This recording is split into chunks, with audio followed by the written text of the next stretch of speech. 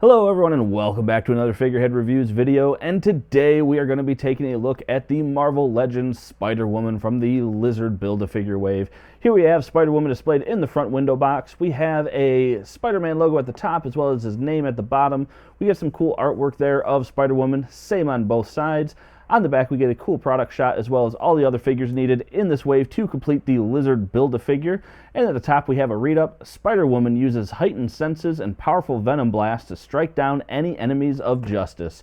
And at the bottom we do have the UPC code, so you can check with your local retailer to see if they have this in stock. But enough about that, let's get this open and take a look at Spider-Woman. And here is Spider-Woman outside of her packaging. And, you know, it's, I think, a cool figure to get when we get these modern updates, for sure. But no accessories that come with it. We do get, of course, the Build-A-Figure piece, which is the torso, but we're not going to look at that right now. Her glasses come off. I'm not going to really count that as an accessory, though. We'll just take a look at those a little bit closer detail here when we jump into the figure. But yeah, since we don't have any accessories to look at, we'll just jump in here to the closer looks on Spider-Woman. So getting a closer look here at Spider-Woman, and we actually get a really nice head sculpt, to be completely honest with you. I think this one rivals the Silk head sculpt as far as just, you know, good looking and attractive character. The glasses do come off, so you can reveal under there some nice green eye paint, so that is cool. And the glasses, just a bendable material. They don't have any kind of clip or anything. They just basically go on and are held in place pretty decently by the hair. So that works out pretty well.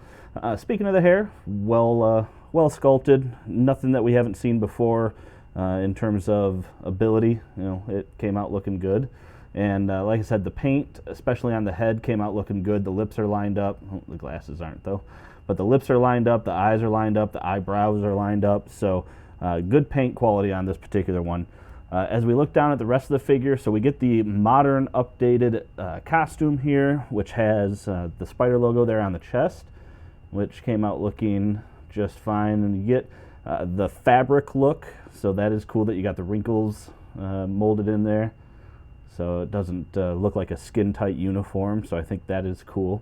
The arms, there's nothing, those are very plain, just black. And then on the hands, you do have a fisted hand, and it looks like it is a pair of gloves there, so you have a little skin. And then you do have the different colors for the fingers. And then on this hand, it is an open hand, but she didn't come with any accessories, so I feel like we should have just gotten two fisted hands, or, yeah, I don't know. Pants are nothing special as well, just the same, you know, black with no real sculpting or anything, and then down to the boots, which is just paint. Again, no sculpting there, but otherwise it came out looking really good. The line work on the paint, yeah, actually not too bad. Little issues here and there when you get up close, but yeah, line work otherwise looks good. So yeah, very nice. Let's go ahead though, take a look now at scale and articulation. And taking a look here on the scale of Spider-Woman, we see that she is coming in just a little bit over 6 inches. Her hair is just kicking her a little over 6 inches there. So one of the taller female figures. So you have a head that can rotate, can't really rotate all the way around because the hair does get in the way. It can look down pretty far, but it is going to push on the hair, which is fine. It's a flexible material. But you're not really going to be able to, I'll just leave those off. You're not going to be able to get too much back just because the hair is going to stop there. You do have arms that can come up, and I notice I've done this on a couple figures.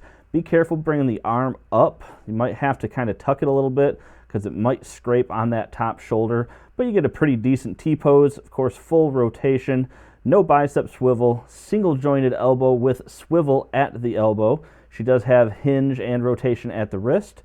She doesn't have a traditional ab crunch. She has this diaphragm joint, which can go all the way around, and you get decent forward and back out of it. Ooh, actually, it's kind of hard to spin around. Yeah, but it can turn, though. No waist rotation. She does have legs that can go apart that far, kick forward that far, backwards. Yep, not much.